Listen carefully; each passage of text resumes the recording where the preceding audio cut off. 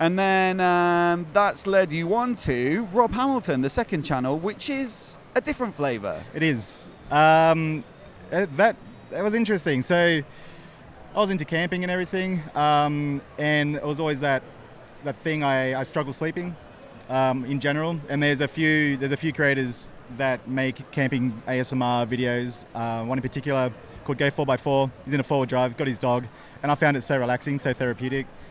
And I thought, this is really nice. I reckon I could do something like this, and I wanted to help people that are like me, that just struggle to wind down at the end of the day, or struggle to sleep. So I call it anxiety content, anxiety-free content. So you can turn it on, you let it go in the background, it's all nature sounds and everything, nice and relaxing. You watch me set up, and it's almost that thing of like, you're watching and you're like, oh, what's he doing now? Oh, now what's he doing? And now what's he doing? Like constant curiosity that pulls you through the video. Yeah, and then people are just like, man, I just can't believe I watched you camp for half an hour. It felt like it was 5 minutes. Yeah, that's amazing. Yeah, and then people, just resonate with it because it is relaxing. And I try to really capture that vibe, even when you go for a motorcycle ride through the mountains and everything. Sometimes when you just stick a camera on, it doesn't capture that feeling. So it's a lot of work, but I try to get drone shots. Insta360 is always massive help. And moving it around, make it interesting for the viewer, and trying to really encapsulate the vibe of each ride. And they're all different, of course. Sometimes it's raining, sometimes it's sunny. Do you ever get in a sticky situation? Like, I always think that when you're out there camping on your own and you're shooting and there's a lot going on, have you ever got stuck, or has anybody chased you? Maybe that's an insight into my personality, but I'm just watching it like, something's got to go wrong eventually. Eventually, I know, and I do get nervous. Like, don't get me wrong, before I go out every time, it's like a buzz. The thoughts are like, is this video going to be any good? What's the weather like? What's the sun doing? But then, like, what if I get stuck in mud? What if I just stack it big time in the middle of nowhere? Like, what am I going to do? Do I film all this? Do I just take it?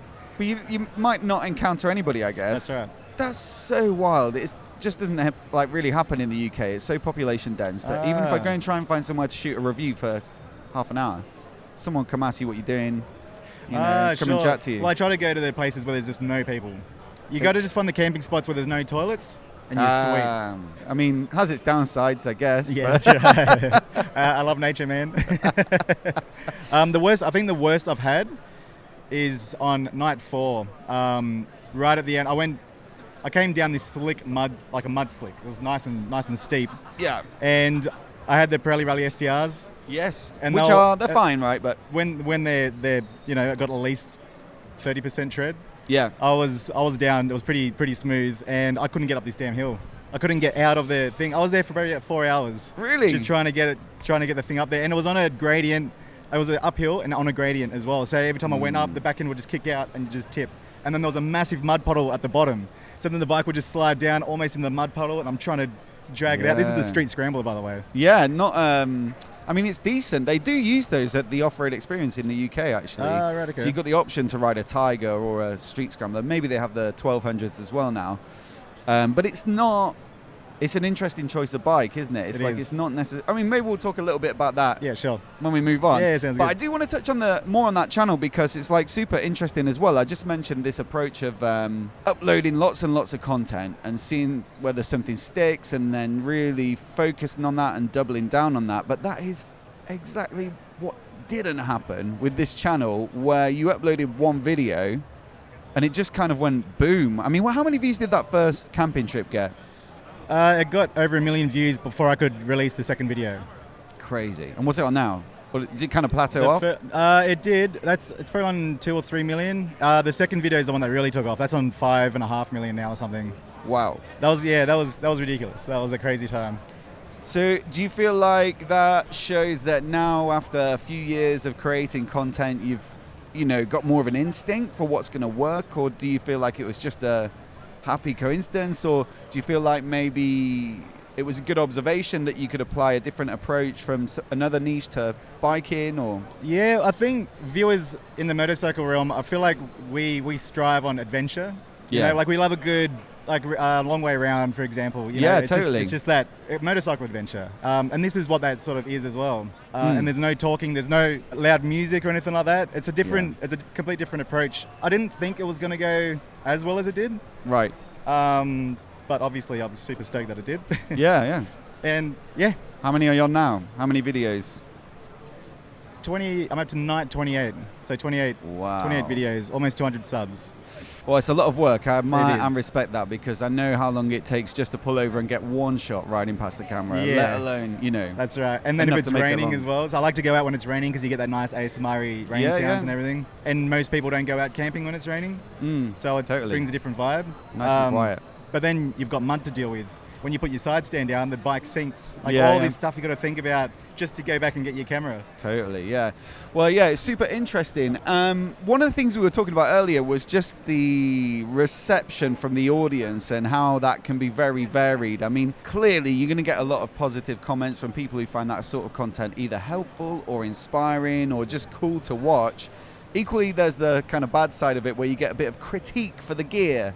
So what's that kind of like, and how do you deal with it, I suppose? I don't know. Like I don't even really, I don't reply to those comments, because it's just sort of like, what do you say? Like, clearly I'm there making content that's interesting. If I just rocked up to a campsite with a swag, like, yeah, cool, here we go. Like, what are you gonna do? Like, how's that gonna be interesting to the viewer? You know what I mean? Yeah. So then I bring a table, I bring a chair, I use the Lone Rider Moto tent, so I'll park my bike in there. It's like, yeah, you don't need it at all to have a good time moto camping.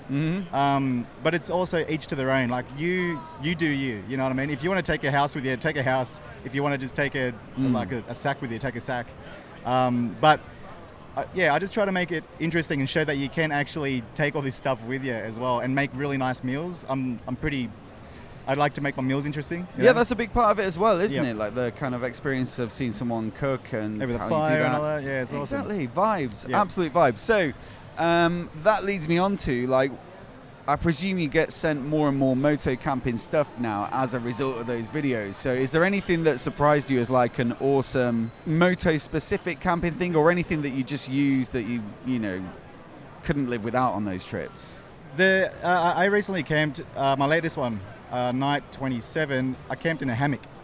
Right. And this thing takes up no space, like size of your fist. Yeah. I think that's just going to come with me every time I go camping, regardless if I'm in a tent or whatever, because you just need two trees, man. Yeah. And you can have a full-on couch just swinging, you're relaxing, watching the sunrise, sunset.